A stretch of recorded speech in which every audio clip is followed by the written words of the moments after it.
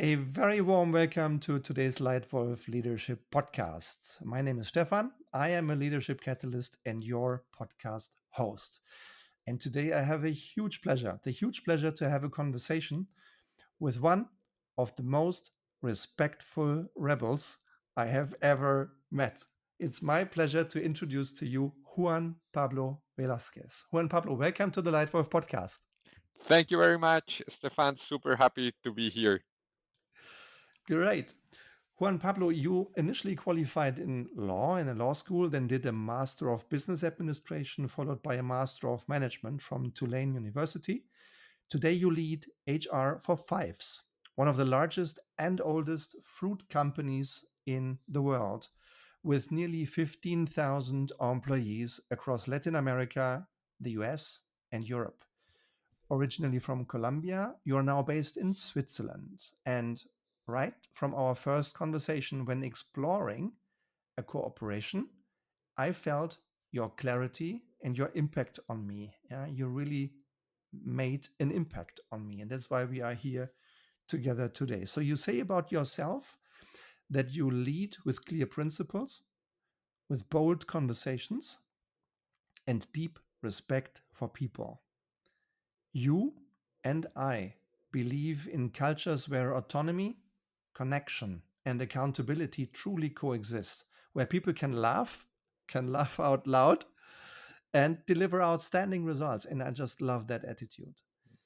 And when you mentioned that as a way to amplify your purpose, you wrote a book, and the book is entitled Respectful Rebels.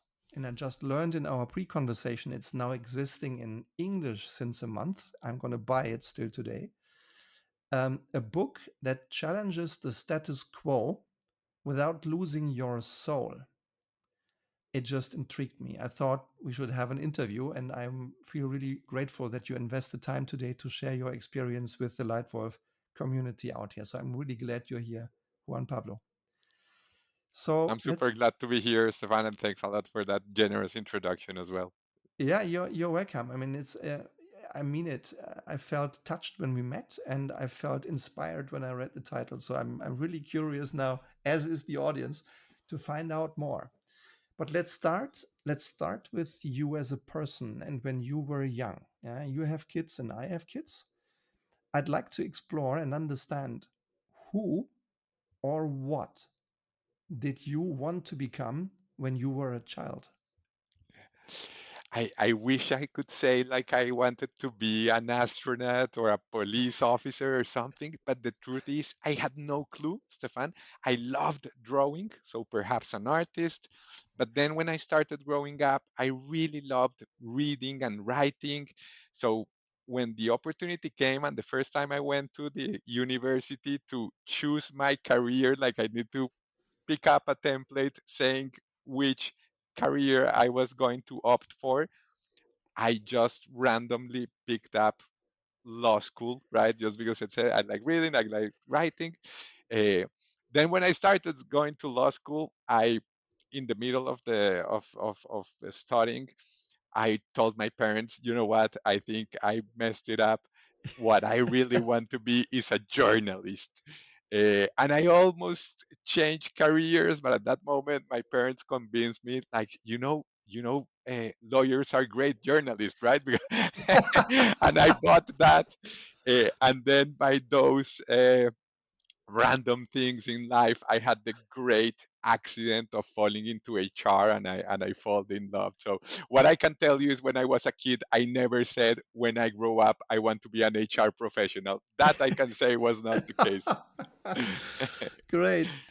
And on reading and writing, I mean, there seem to be many talents in you that already emerged when you were young. It's art, reading, and writing. That's what I hear. Do you remember moments when you really started loving arts? Yeah. So I'll show you something, Stefan, that maybe Please. because I still love it. So for those that are listening, I'm showing Ah, Stefan the wall in my office, which has aha. more or less 150 uh, post-it notes with different cartoons that I or doodles that I do all day long, right? So when I'm in a meeting, the way that I used to pay attention is I literally have my post-it notes and I start drawing. So if I really want to pay attention, I go back to the art, if I can use the word. Again, it's cartoons or it's very simple drawings, but it brings me back to my calm space and it allows me to concentrate. So I cannot go back and say much more of how that would play a key role in my life in the future. What I can share with you and with the audience is that I still am very connected with it. And now with little kids, I just love sitting down with them and painting and drawing and doing stuff with them. Awesome. And you said in the pre-conversation that we both have two kids. Your kids are young. Um, do they already like drawing and arts like you? The big one, quote to quote, she's 6 years old. She loves drawing, so she's drawing all the time and painting and coloring. The little one, which is 2 years old, she's like mimicking her sister and like painting, especially where she shouldn't, like in the floor, in the carpet, and in all the forbidden places in the walls. So I think the talent is there, a bit more raw for now, but yeah, both seem to have that artist edge. Awesome. You also are a very good writer because I follow your LinkedIn posts and they are very well written. They are insightful, they are to the point, they very well blend thinking and feeling. Um, when did you discover your talent for writing? So I wrote for the school newspaper since I was very young, then for the university newspaper. My one of my grandfathers, he was a writer himself, right? So I think I had a bit of that in my veins, specifically on LinkedIn and these more short messages. I started writing during the pandemic. So before that, I used LinkedIn like everybody, like, hey, we just won a great place to work or whatever, right? All the corporate stuff, sharing good news from my job in the companies where I worked for. But then in the pandemic, the first post that I put that became viral, it said something like, I finally have the office of my dreams. I Uh, live very near to it. I have my own bathroom. It's a closed space. It's blah, blah, blah. Great, amazing coffee. Yes, I work from home. And yeah. that was very early in the pandemic. And that post, Stefan, it got like 500,000 views. So all Wow. the other posts that I put, again, work related, I don't know, 1,500, 200, very, very little. Yeah. But this exploded. Then a couple of months later, I went to visit my parents who lived in a different city than Bogota, where I live. Yeah. And I took a picture of my father's desk, which had three screens. So the computer screen, it had his phone, and it had an old Casio calculator, and it was like put in a standing up. And I put again a post on LinkedIn, and I said, "This is the desk of my father. Imagine which is the most important screen for him." And of course, it was the Casio calculator. Yeah. And that post also went mega viral. So I think you start getting you get the rush of the I have to be very transparent, right, of the likes, of the views and everything. But my greatest discovery was when I started writing my own authentic reflections, and then I threw in a few leadership ideas completely disconnected to my employer, let's put it that way. The engagement grew and grew and grew, and that was 5 years ago, and it has not stopped since, and then it became a book and everything that we have already discussed. So again, I had written before, but like this kind of writing and the engagement it got, it started around 5 years ago. Fantastic. Well done. You also touched upon it that you started working on leadership, and you, in your professional role right now, are also instrumental in unleashing the leadership that's good for the company, its customers, and the people working in your company. So, when was the first time that you realized the impact leadership had on you? Yeah. I recall one time, Stefan, so very early in my career, I had the opportunity, I was working for Coca-Cola, and I had the opportunity to relocate to Mexico. And in Mexico, I had this boss, his name is Juan Dominguez, nowadays a very good and close friend and mentor. He was mega tough, right? Like the tough kind of boss. And then one day he asks me to do something like, Juan Pablo, I need you to do X thing. Doesn't matter. I don't remember. What I remember, like if it was yesterday, was what happened because I told him like, Juan, but I think that's very difficult because of this and this. And he stopped everything and in a very determined way, he said, Juan Pablo, when I ask you to do something, I expect from you that you go out and eat the world. Comerse el mundo in Spanish. You go out and eat the world. You do everything that it's in your hands to accomplish the task. If after you have done everything, you are not able to accomplish the task, you can come to me if we need to change the plan, if I need to make a phone call, if we need to do something different, if I need to do it myself, you can fully count on me. What I do not accept is that I ask you for something and that your first response is that it cannot be done or that it is very difficult. Wow. And Stefan, that has resonated with me 20 years later. Yeah. You cannot imagine how hard. So much that nowadays, when you ask me for something or my boss asks me for something, unless it's something that goes against my values, right? But you most likely will hear me say, count on it or consider it done. Even if I had no No clue idea. how to do it and I need to go out like crazy to find Yeah. out how to do things, and that's a strong memory of the impact that leadership can have, right? And again, this guy is now a good friend. I was telling you before we started the interview, I'm going to Mexico uh, later this month, and I'm planning, and I will meet with him because he had such a strong impact. I would have 1,000 more stories, but I think that's a good example of the impact that leadership can have in a person. Yeah, it's a brilliant example. So just refusing the answer I can't and expecting someone Yeah. to give his best, literally to give his best. I love this term. You eat the world. Exactly. Um, You go out and eat the the world. world. Those were his words. Yeah. I love it. Um, because it resonates. Also, not only, I find it very relevant for leadership because the way you set your mind frames possibilities. And I think it so many people too often just say I can't, while in reality they just don't want it enough. There are not many things we can't. There are some things that are difficult. I can't jump off a skyscraper without a parachute, without probably dying, right? That I understand. I can't do things against natural laws.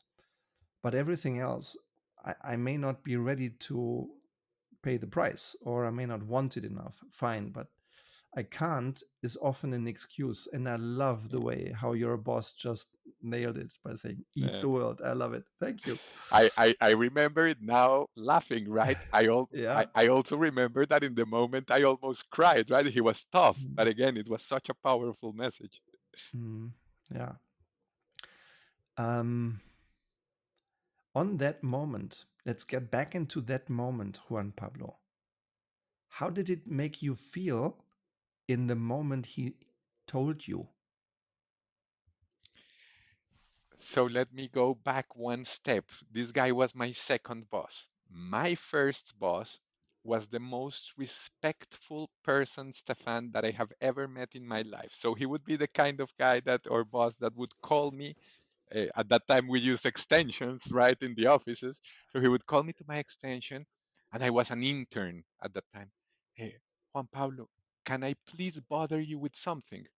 And I'm like, yeah, of course, you are my boss, right? Then I go to Mexico, and this other boss, he was like, he would call me, and previous experience now, he would call me, Juan Pablo, please come to my office, and then I would be finishing an email or something and taking a few seconds more, right? The phone would ring 10 seconds afterwards, like, Oh. Juan Pablo, what part of now was not clear? I need you now in my office, right? But for me, that so to answer your question, because I came from that different style and now I had this, that created so much, I'm gonna say, tension in my head, but at the Yeah. end, that's what I now recognize some way as rebellious and respectful, right? Because this boss Yeah. in Mexico, he was so rebellious. He was trying to challenge the status quo all the time. Yeah. My other boss, who I also love and was a great mentor, he was all about relationships, respect, taking care of others.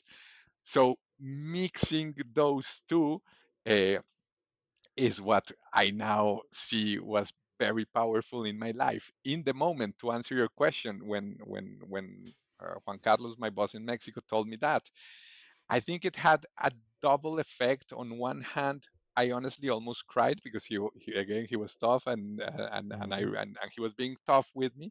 At the same time, very fast, I saw his message, and he truly meant what he was saying, right? And actually, what I learned and what was most valuable is he was not doubting me, or sorry, he was not challenging me for doubting him. He was challenging me for doubting myself, right? Like, hey, you can do this. Go out, eat the world, right? I fully have your back, because the message was, if after doing everything you cannot make it, fully count on me. That was amazingly powerful. So it was a mix. It was hard to listen to that. I was probably 24, 25 years old. At the same time, mega educational. Yeah. So much again that so many years afterwards, I'm talking about that in a podcast. Absolutely. And you've written a book that maybe not coincidentally contains both of those different leadership styles, so respectful and rebellious, in the title of your book. Um, I just changed in my mind the next question because um, I think it's more about a balance rather than a difference. Has any of those two different leadership styles of your first and your second boss had bigger impact on you? When I was writing the book, when I was starting to write the book, I wrote Tal Ben Shahar. So I had the privilege to study with Tal Ben Shahar, who is very famous, like the happiness professor, the positive psychology professor in Harvard. And I took a training with him in Massachusetts. It was a certificate in positive psychology, and we kept in touch. And I shared with him at the beginning of writing the book, hey, Tal, I'm writing this. Do you have any advice? And I gave him the general idea. Do you have any advice? And he said, Juan Pablo, I recommend that you investigate the concept of the genius of the and from Jim Collins, the famous author of From Good to Great. Uh, and Jim Collins has this concept which he calls the genius of the and versus the tyranny of the or. And I really got into that concept, and it was great advice from Tal, and actually I did use it a lot in the book. And I connect this with your question because all the time, more than one or the other, what I've tried to do is to truly blend the two and consider the and element. And I can give you one example of that, because you're asking what has served the most. There was one time when I was working in 3M, there was a very big global restructuring that at the time the company called Advanced 3M. And Advanced 3M was changing the way we were working across the organization. Mhm. We had no clue what was going to happen. There was a lot of anxiety, as you can imagine, in these mega global restructurings. And at one point, Kristen Ludgate, who was 3M CHRO at that time, she put a global HR town hall and she presented the structure of the future. And the structure of the future had this big role, which was the HR director for Latin America. It was called People Relations and Inclusion Director. finding difficult ways of just saying HR, right? And I took a print screen of what she presented, Yeah. and I sent that print screen to my boss, and I put the subject of the email. I sent her an email with that print screen, and the subject I put letter, and then the email said, "Dear Santa, as advanced 3M, meaning the restructuring process continues to advance, I like I would like to let you know what I would like to be my Christmas gift." And again, the print screen with that role. That was a very big role because at that time I was the head of HR for Colombia. And for those that are familiarized with the corporate environment in Latin America, typically Mexico and Brazil are the big operations, right? Huge revenue, large populations. Then other countries like Colombia, Chile, Argentina, Peru are like in a next smaller phase. So typically, when you were in a leadership role in a country like Colombia, you would aspire to move to a country like Mexico or Brazil. That would be a great career step. This role was the boss of those positions. I didn't hear anything back.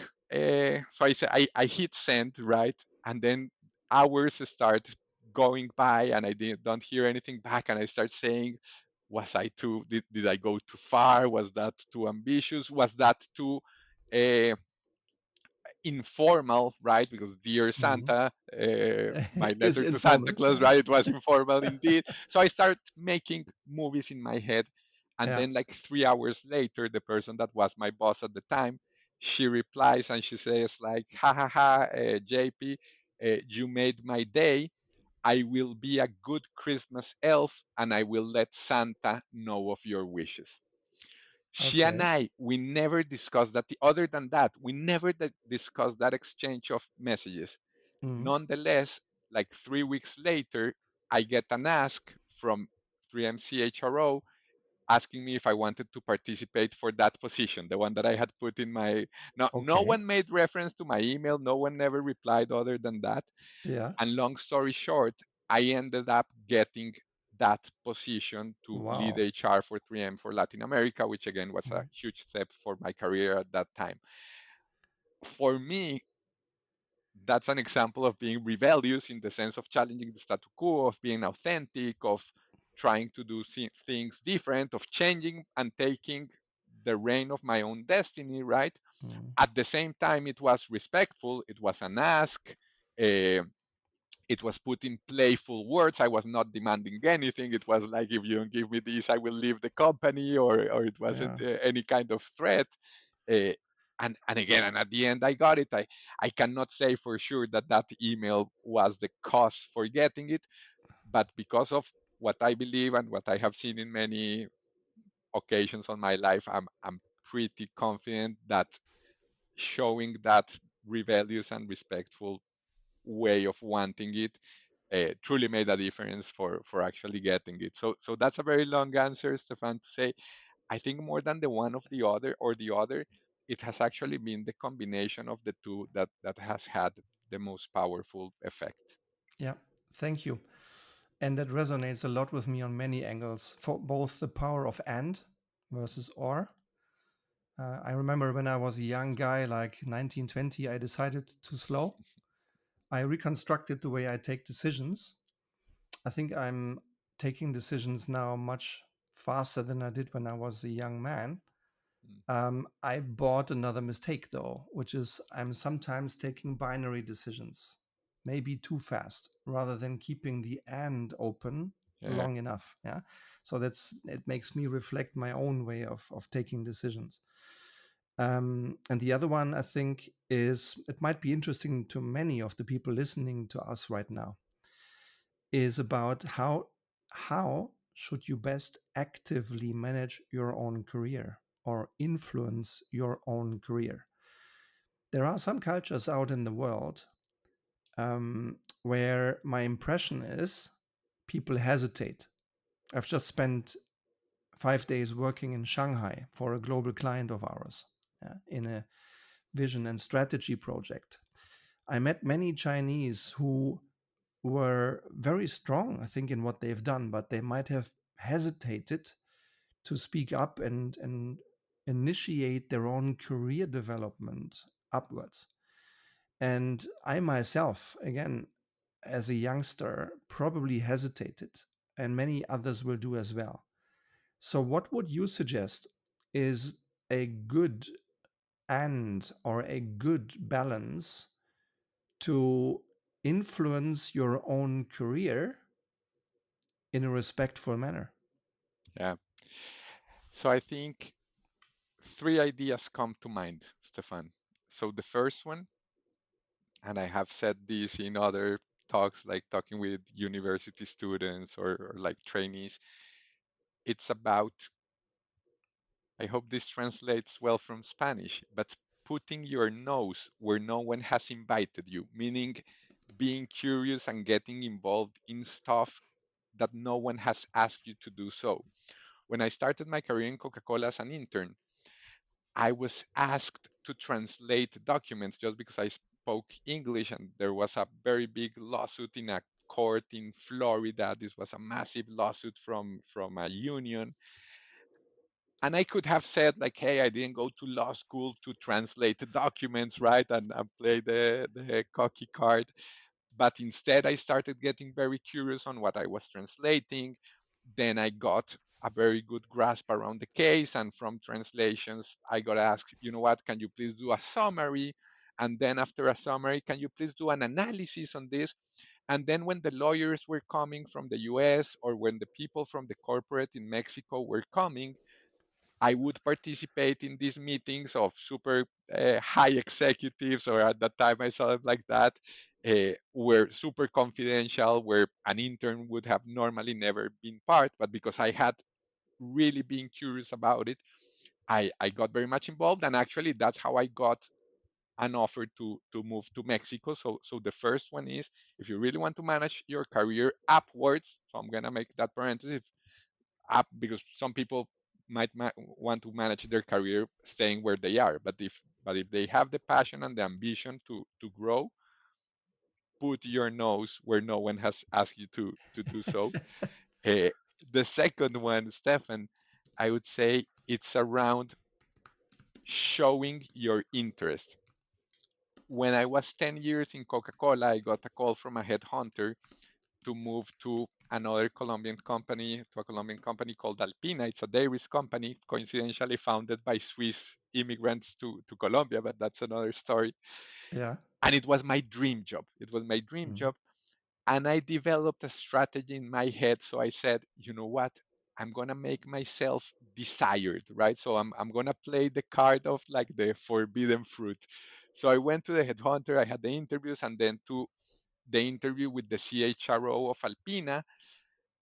And I had a very good interview in the sense that I answered everything. I shared my point of views, what I would do differently. I Mhm. brought a lot of ideas to the table, but I remained very serious, right? Like poker face. I'm not going to show my interest. I'm not going to look needy or like I really want this. And my dumb strategy was to say, like, they will be even more interested, right? Then I go out, and I at the end I don't even ask what are the next steps. I just say thank you very much for the conversation, and I leave. I go out, I say I nailed it, I'm gonna get an offer, this was amazing, my answers were amazing. Then the next day I don't hear anything, 2 days, 3 days, 4 days, 5 days, and I start getting anxious, like I really want this, but I don't want to call the headhunter either, because I say if I do, then I'm gonna show needy and my great strategy is gonna go to the floor.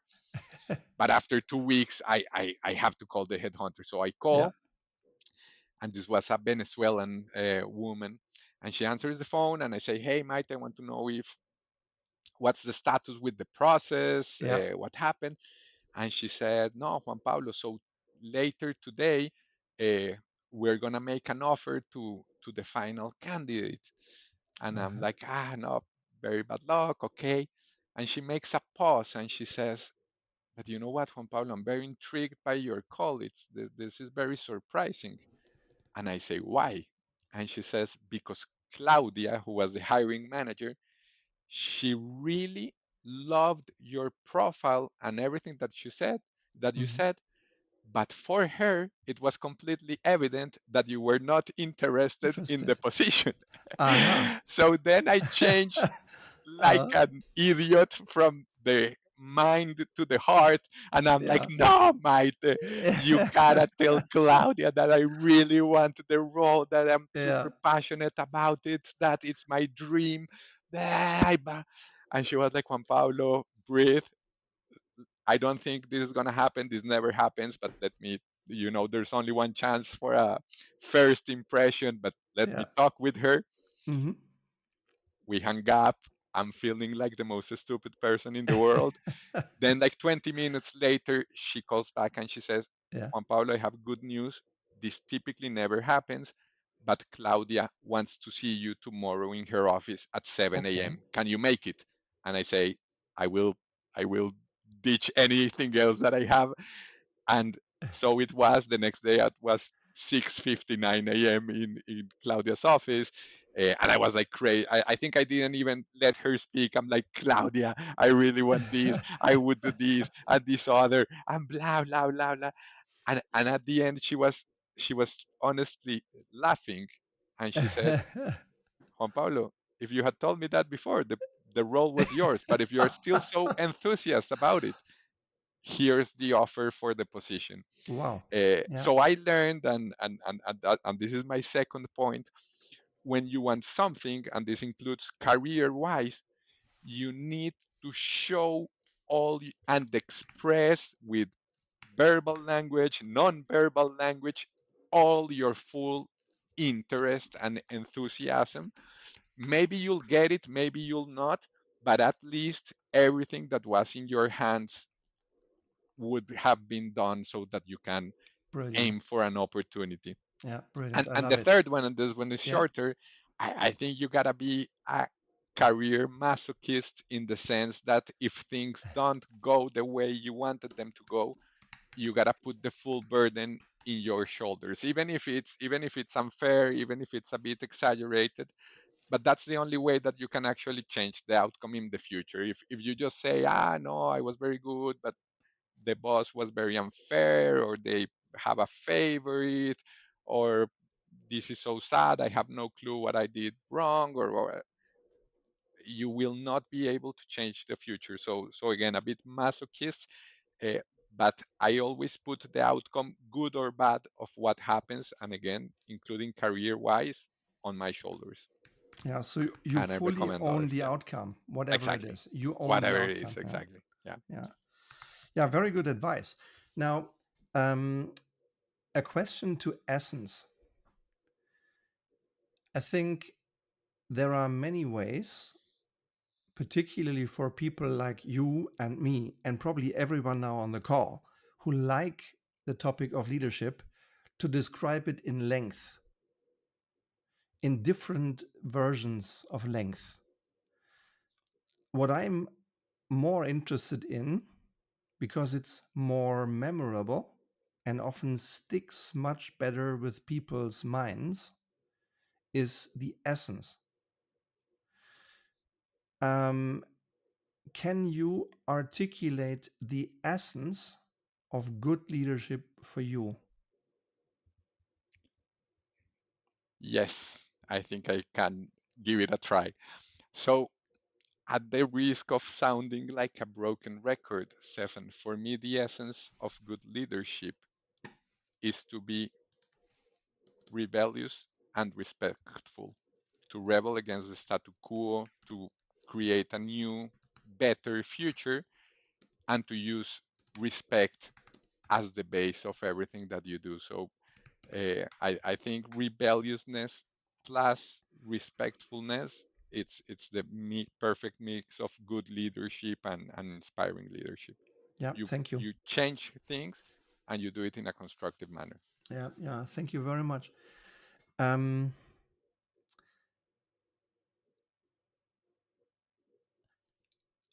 one of the biggest challenges for me in my work, being a leadership catalyst, helping companies transform their leadership culture from current to a better place, is narcissists. People who have too big of an ego need. And that ego need comes in the way of the necessary change. What these people lack is respect. And based on this, I wonder, question to you, Juan Pablo, can you teach respect? That is a very tough question. So first, I fully agree. I think being a narcissist is a way of being disrespectful because you just think that you are more than others, period, or that you are above others. So that part of the diagnosis. I think more than teaching respect, Stefan. So you need to have a seed in your heart that was planted by your grandparents or your parents or your school teachers or something, right? What I think you can do is help raise self-awareness.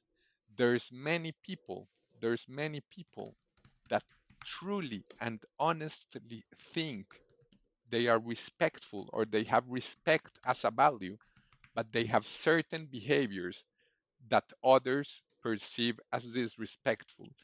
So if you have someone that is, in the essence, to use your word, or inherently a good person, I think what you can help is make them realize how and why and in which ways and specifically with which behaviors they are acting in such a way that can be perceived as disrespectful and what they can do to elevate that.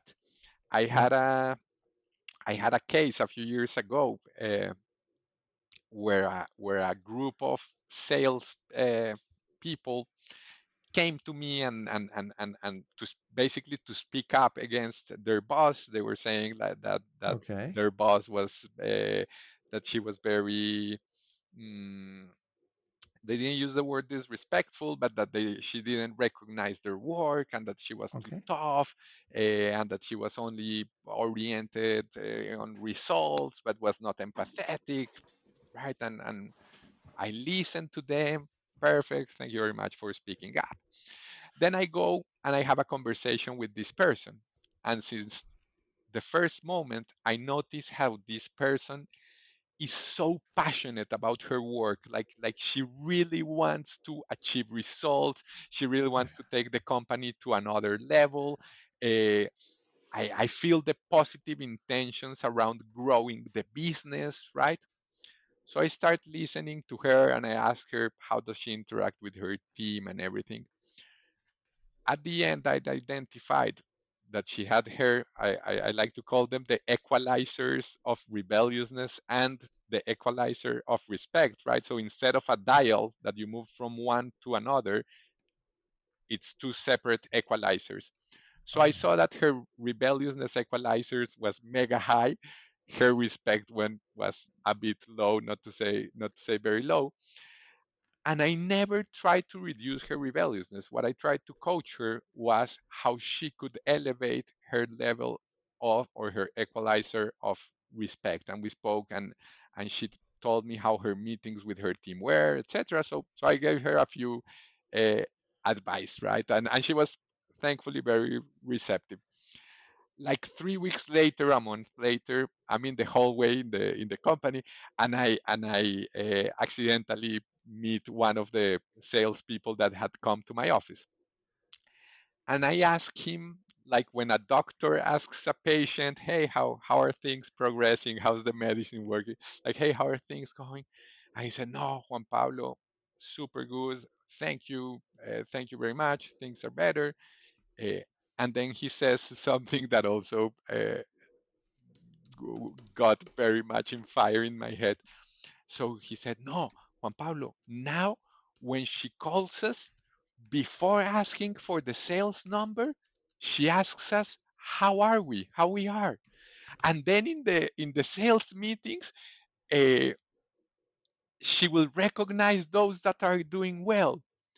To be honest, Stefan, in my head, I was like, that's so insufficient. I'm not satisfied. But the person was truly happy about it. And then I reflected, like, okay, it's a step, right? So to your point, if people can be more respectful, of course I would have loved that the transformation was significantly more profound, but at least you could see that this person was making an effort to be more self-aware, to be more empathetic, and to elevate her equalizer of respect. So uh, I wish leaders, especially those that have it lower, could transform more. But I really value when they take right steps into elevating their respect when that's what they need to work on. Yeah, thank you for sharing. And I think you have reasons to feel proud of the change you started at the time because you unleashed a significant improvement that had a significant impact on those affected. So, why were you not happy with yourself at the time? Now, more than with myself, it was with the situation, right? Because I think basically the guy was saying me that this lady now said thank you, right? Hello, that she would say hello and thank you, right? Which I think are in the Maslow of leadership pyramid of leadership. That's It's like the bottom.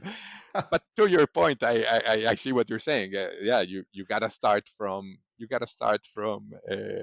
from somewhere. But yeah, that was it. Like very yeah, basic, but still progress.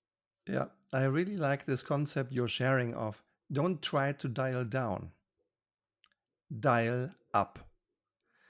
Um, and self-awareness instead of teaching. Yeah, don't teach respect, but make people become aware of the impact they are having. I think this is a concept that in the last couple of months kept re-coming into my professional work, no matter whether we worked in Shanghai or in the US or in Europe.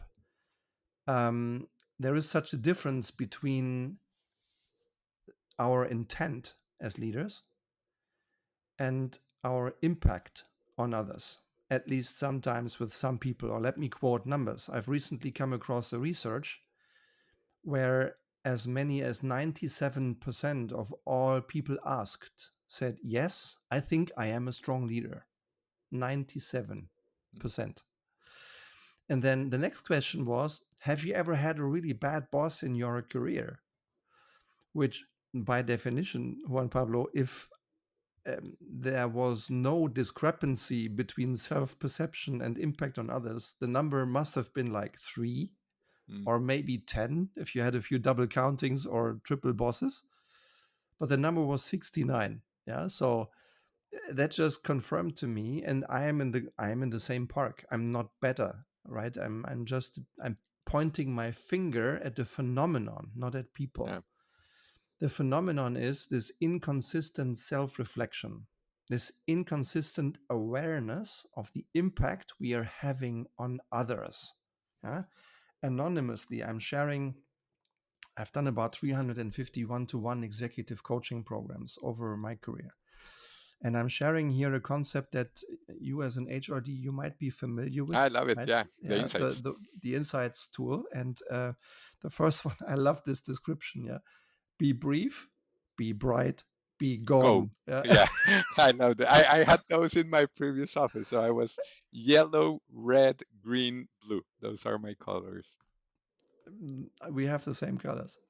Yeah. I think you I'm showed red first. For me, it was yellow, then red. that's my I, profile. I, Mine is yellow first, so but mine, the close. difference is blue is the last one. So You're you blue need to last. switch. Okay. Okay. Exactly. It's just amazing to. I like the simplicity of this, Mm. and I like this condensation into just very few words of the essence of the respective color. Right. Do you want to Um. hear something funny, Stefan? Because I think self Please. awareness is so important, and Yeah. specifically the insights tool is so powerful that the first time I did it, and it gives you these amazing reports. So I think there's a wheel at the end, and I'm like in the inspiration motivator, something like that. But what I like the most is that it has all of these instructions, like how to talk with Juan Pablo, how not to talk with him, etc. This was many years ago, like 9 years ago. But then I offered my wife like, hey, you should really do that. So I wrote to insights, hey, I want to buy this, and they told me, no, we only work with companies or with certified coaches, but I couldn't do that through my company because I wanted to. So I told them, no, it's that I want for my wife to do this because it was so awesome. And they gave me a complimentary test and my wife took it, and literally we sat down like if it were our own instruction manuals, and Yeah. it helped us understand a lot why she gets angry with some stuff, why I get angry, right? And Yeah. so yeah, self-awareness is so extremely powerful, and so much the base of a lot of stuff in relationships, in leadership, in team efficiency, and so forth. Yeah. I agree. Now, in one of your many brilliant LinkedIn posts, you recently shared a true story about the impact of leading from the heart. Would you mind sharing a brief summary? Yeah.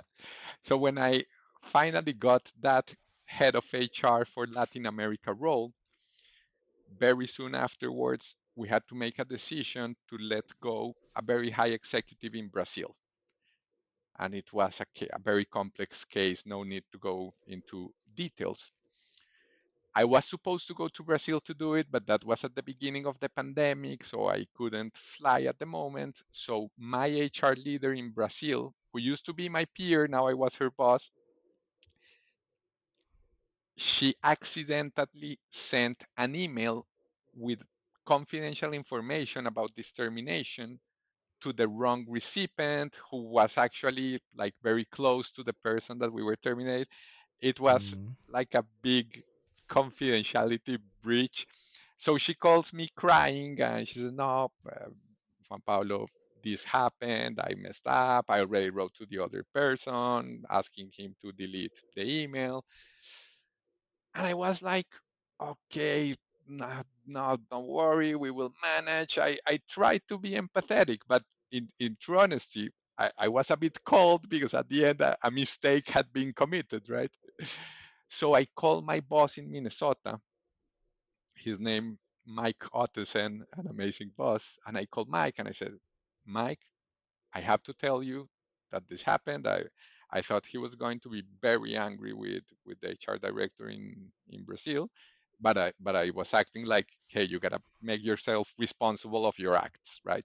So Mike, this happened, and his response was, oh, Juan Pablo, I am so sorry for this person that she's leaving this. It's so awful when those kind of things happen. Uh, Please let her know that she has our full support. Ask her if she needs anything from us and everything.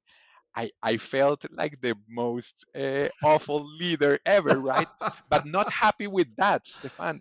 He Yeah. sent her an email directly to her Uh, saying how he remembered at least two occasions on his own career where similar things had happened to him, and wow. how that still had a mark on his heart, and again reinforcing the full trust and support that the company had on her. Again, I Wow. felt like, then she called me again crying, but this time it was uh, tears of joy because her broken heart had been mended. And basically I learned three lessons, or learned one lesson. When someone from your team commits a mistake, you have three options. You can either pursue culprits, right, and fire someone who made that mistake, needs to go. You could be like very mildly empathetic, like I was more or less ish, or you can lead with full humanity, right, which my boss did. And my learning is, when it's a good person, when it's an honest mistake, when in this case she was honest as well to bring it, to put it on top of the table, the difference of leading with full humanity and leading from the heart makes a true difference in the future. It creates a culture of psychological safety. It creates a culture of connectedness, of trust at a level. So it's when mistakes happen, when shit hits the fan, as they say. I hope you're the vocabulary is apt for your podcast. Oh, oh, When leaders truly can make a yeah, difference in the culture that they are building, and that was a very I felt yeah, really like a very poor leader that time, but yeah, that was awesome, and we afterwards we laughed, and we actually took the reflection from it. Uh, but that was the story that, yeah, that you're yeah. talking about. Yeah, thank you so much for sharing it here and also on LinkedIn, which made me ask the question here because I think it's powerful. I think it reminds me also of four moments that I think shape culture. It's who you hire, who you promote, how you give feedback, and how you let people go. Yeah, and I And would add, this, and who you let go too, right? and That who also. you let go. I Yeah, agree. I agree. Who you let go, who you promote, and who you let go. Right. yeah, Um, and it also reminds me of this quote I once read, which is, "You don't get the culture you deserve. You get the culture you tolerate." Right.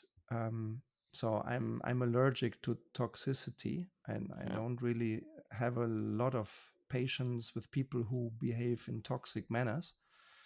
And I think it's powerful what you say. It's also powerful how you share it as a reflection and as a learning for yourself.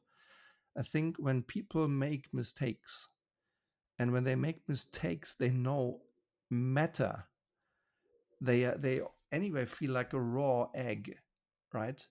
If they come forward and share the mistake and take responsibility and really feel helpless, then I think it's a brilliant response from your boss to just give trust, lead with heart, and share. Look, this has happened twice to myself. I know how you feel. Yeah. Yeah. Thank you for sharing this. And this is a brilliant example of leadership that I think deserves being spread around the world because that's how it should be, right? Because we are not leading machines, we are leading humans. Yeah. It's Brilliant. in the book, just to make some advertisement. Yes, please feel free. We will link the link to your book here in the show notes so that people can get access faster. I'm going to buy it tonight because I'm really curious to read more about this concept of the respectful rebel that was the hook for this entire podcast, Juan Pablo. Now let's turn to your career so far. I assume the way you think about yourself, the way you think about leadership now has probably evolved, has certainly evolved from the 24-year-olds that you were when you joined the business world. Can you recall a particular moment that has redefined your view on leadership?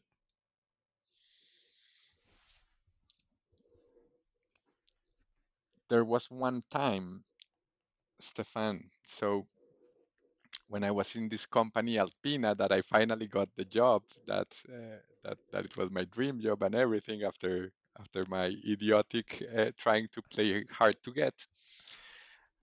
I went to be the second on board for HR, and my mission and my aim and what I did everything to was to get to the CHRO role, right, which was my boss.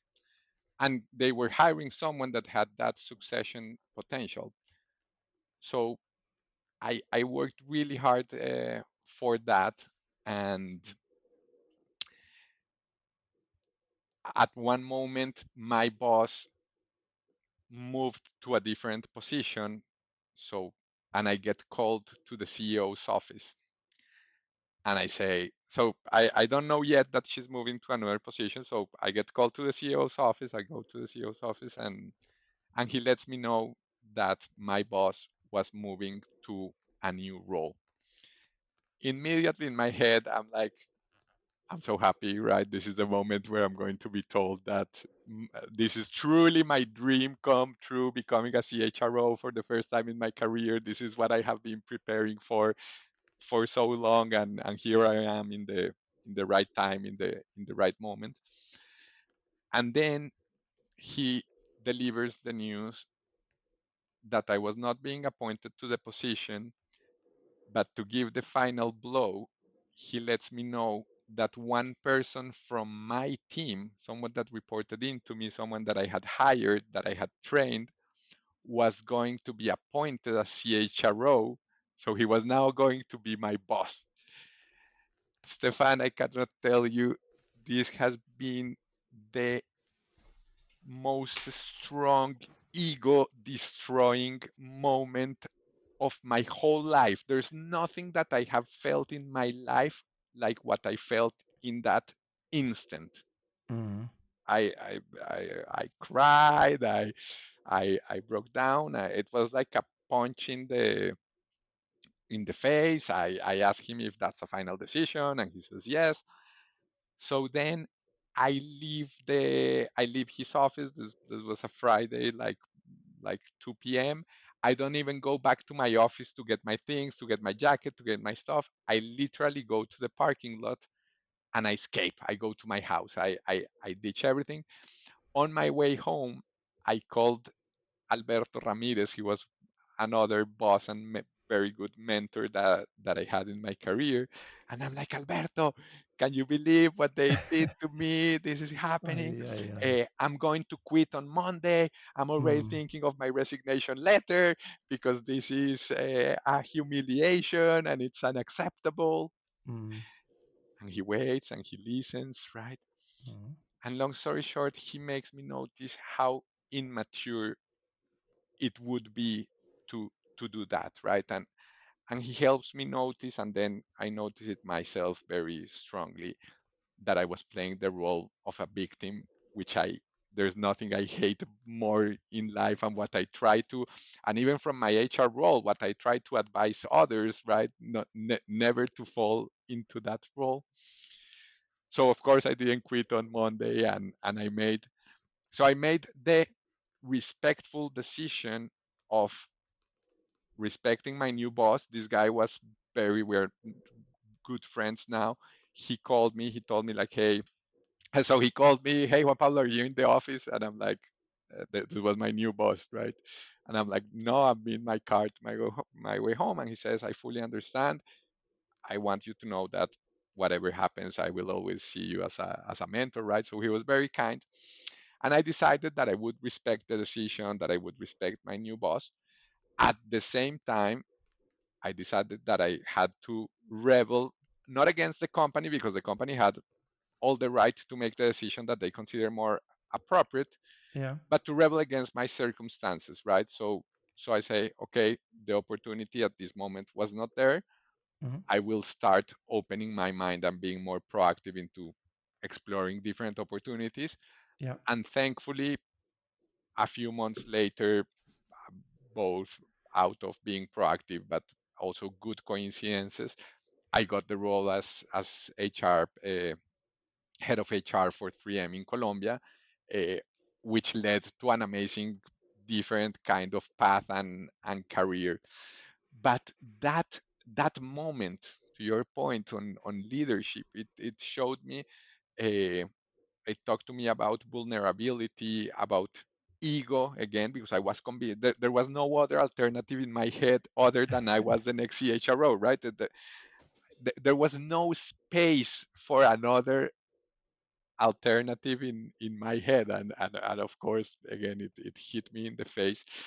So that was very defining for me as a leader. It ended up helping me a lot. At the end, I wouldn't be here in Switzerland talking to you if that had not happened, right? uh, but it was a very hard moment. I can tell you that. Probably I felt worse than, and maybe this sounds very shallow, but worse than even when I have lost like family members or girlfriends ditch me in the past. This was a worse feeling than any of those. Yeah. So apparently it really came completely out of the blue, completely unexpected. Completely, all the feedback Yeah. that I had received was super positive, etc. Mm. Now, Uh, how has this shaped your view on leadership? Do you have a different attitude now to unexpected things? so there's a follow up to that story that helps answer your question, Stefan. So once I had made my head clear that I was going to opt for a new future, A few weeks after that happened, I had my new boss in place.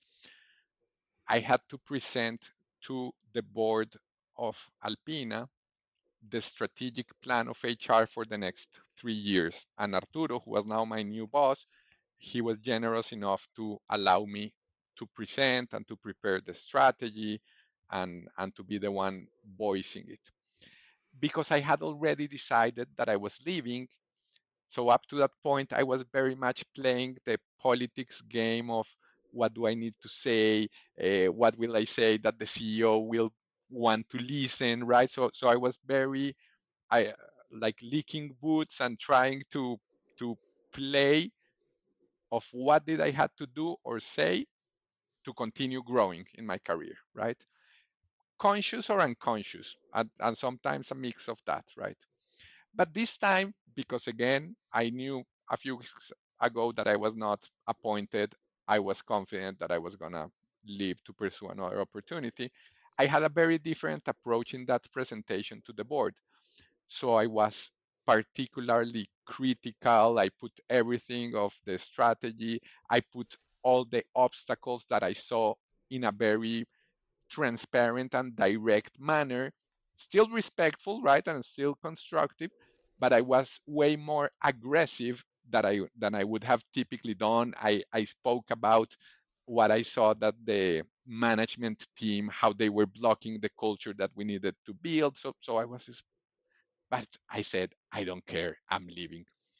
What is incredible, or what was incredible for me now when I think it's not so incredible, but what was incredible for me at the moment was the moment that meeting finished, the CEO that had not given me the role, he says, Juan Pablo, can you come with me? And I'm like, of course. And he takes me to a corner and he says, I want to tell you that in these 3 years that I have been seeing you presenting, this has been the best presentation that you have ever given. And as many things, when you connect the dots, at the end, what I took from that was, of course, a CEO does not want someone that is neither licking boots nor saying what they want to listen. They want someone that actually has the courage and the braveness to challenge things and to be rebellious and to challenge the status quo. So that was what I took from that, and then what has helped me afterwards. I make my best effort, and something that has helped was since I started having head of HR roles, uh, just authentically share your mind, try to change things for the better, be as direct as possible. Again, my nature is diplomatic and positive and constructive, but I never stop saying what I think should be done, even if I think it will be an uncomfortable truth, or it will uh, make some people feel bad, or reshape things. Yeah, thank you. Um, I'm curious to read your book. Maybe I find an answer in there, but let me ask the question now as well. Mm, Between respect and rebelliousness, my experience is there are also some people who need to dial up rebelliousness. So, what advice do you give leaders who need to get more rebellious? Yeah.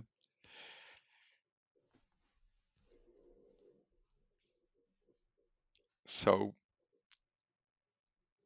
actually, I believe, Stefan, it's more the amount of leaders that need to elevate their rebelliousness that those who need to elevate their respect. I think we have built organizations just because the way we educate people, right? So kids, they are inherently rebellious, right? They want to do their things, they don't care what others think about, they don't want to follow rules, or but we teach them so hard on being disciplined, on being obedient. Then in school we have grades to do that, right? You are being rebellious, so you failed the subject. We Mm, called your parents to tell them how bad of a kid you are, right? yeah. I have a very good friend who has an amazing career in marketing, and he recently shared a letter from the school to me, a letter from 1997, where the school sent a letter to his parents saying how he was doodling all the time and not paying attention to teachers, and that he needed to change his attitude or else he would be expelled from school. It was Oh, that hard. This okay. guy is a marketing genius, right? And Uh, fortunately he got to stay in school and everything, and he never changed his attitude. But imagine if he would have done, if the school had succeeded on making him, because literally it said your kid needs to change his attitude. mm, Uh, so I always ask, how different would it have been if that letter would have said, hey, we have identified that your kid has an amazing creativity and imagination, and we strongly encourage him to continue developing those talents. At the same time, we request that he is more respectful of his teachers, of paying attention when they're talking, and so forth. yeah, So I, I say all of that to connect it to the present, because I think the system is designated to kill rebellious, right? In companies, when someone very rebellious comes, it's very common to say, "Oh no, he did not adapt or she did not adapt to how do we do things uh, mm, here," right? So that's not answering your question. That's a preface to the answer to your question, because just to say it's not only very relevant, it's actually what we need to do the most.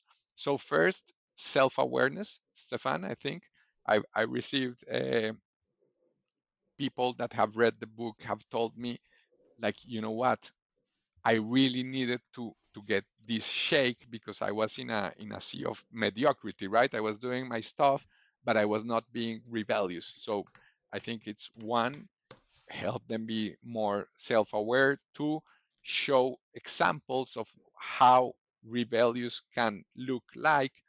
Three, give them the peace that rebellious does not necessarily mean being rude or being disrespectful, but that you can be both at the same time. And four, show the effect and the power, which is, and this, I will let people read the book to understand how this is portrayed there, but show examples of how when you increase your equalizer of rebelliousness, you can significantly advance faster in your life, in your career. And when you do it with respect, you do it in such a way that you leave a positive mark on others. yeah, cool. Thank you very much. Um, I have two closing ones. The first one is comparing the present to the future. I occasionally am invited to give keynotes, and one of the subject that is requested more frequently is change. And my keynote title for change is My Father, My Sons. My Father, My Sons includes the fact that my father ran one career in an industrial company.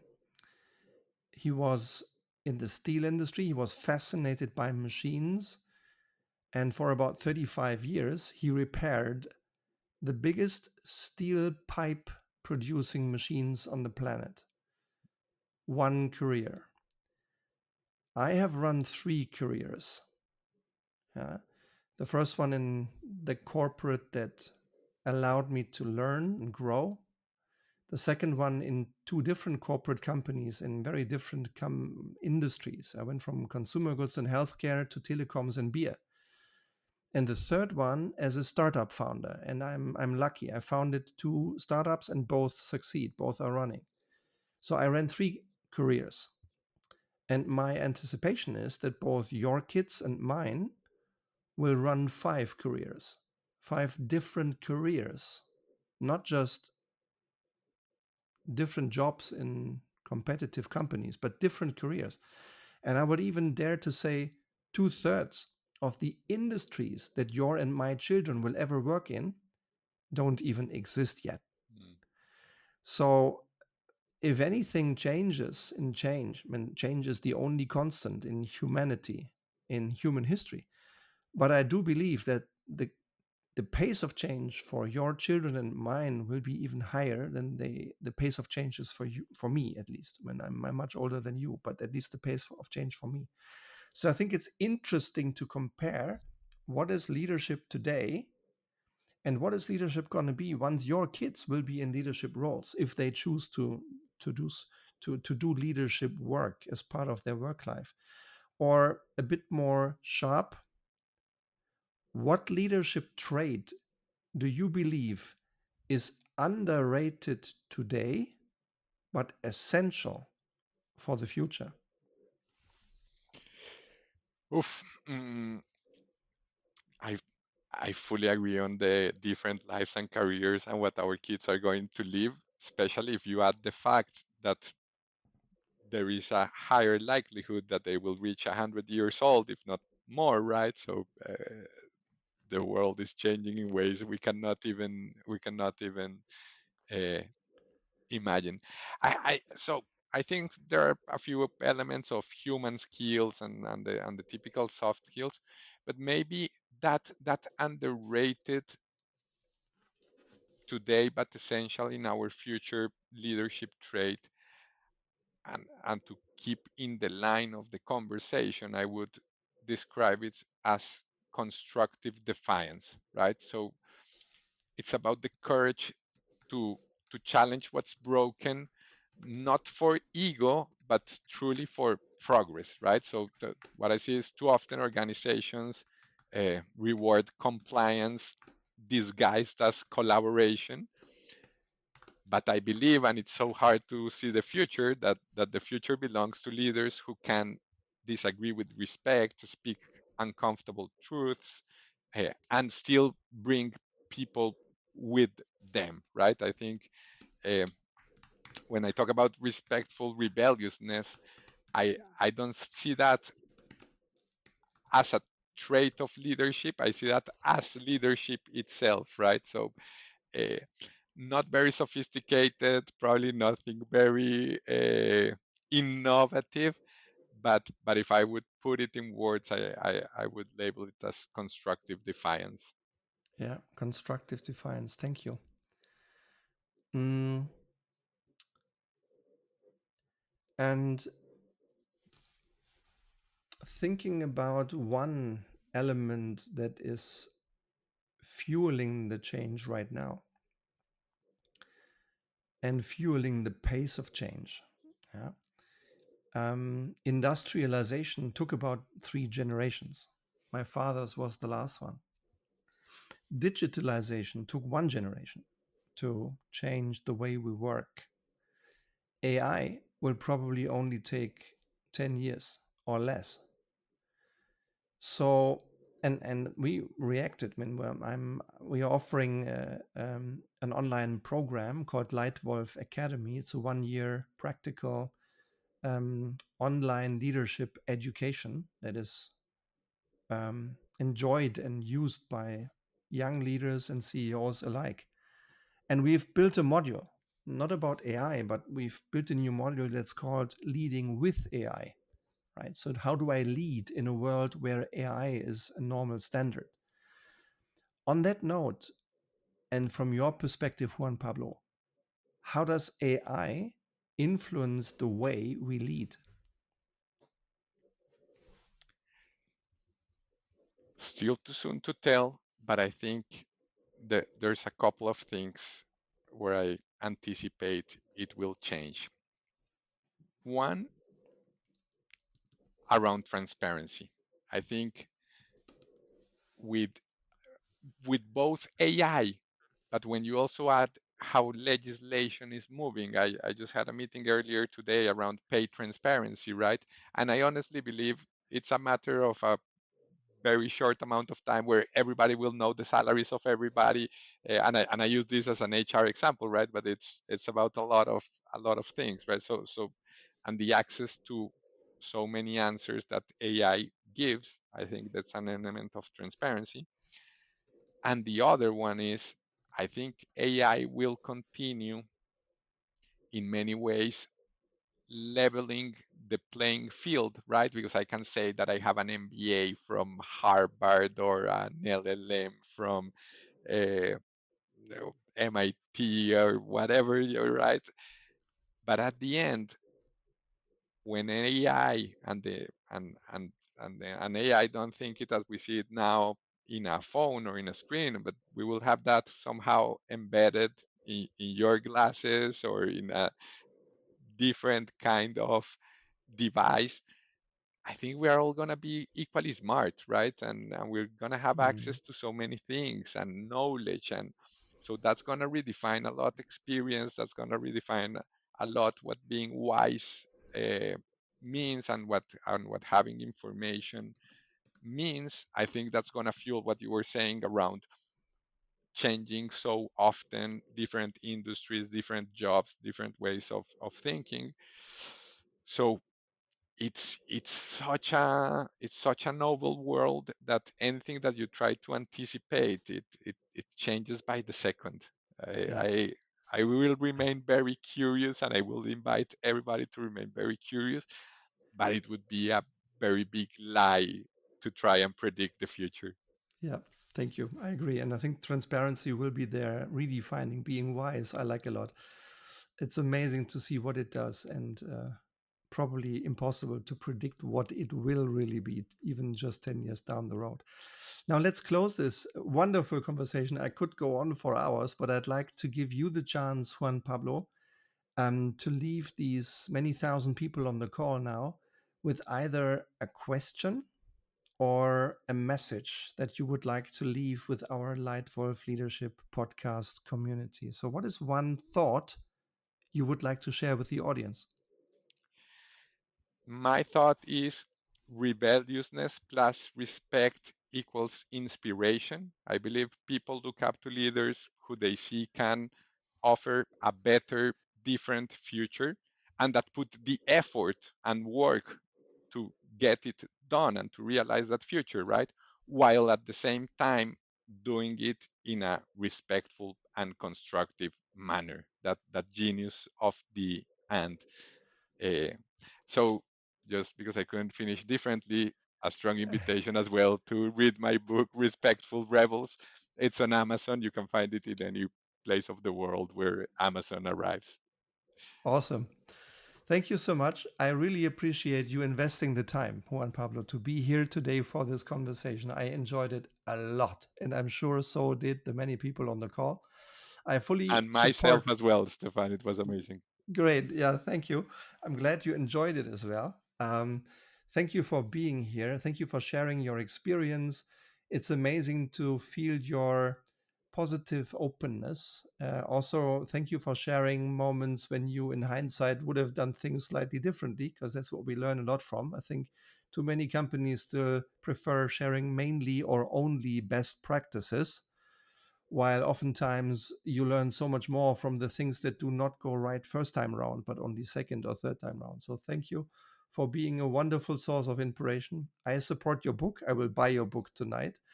And I'd love to continue this exchange, Juan Pablo, outside this podcast, because it deserves to be continued.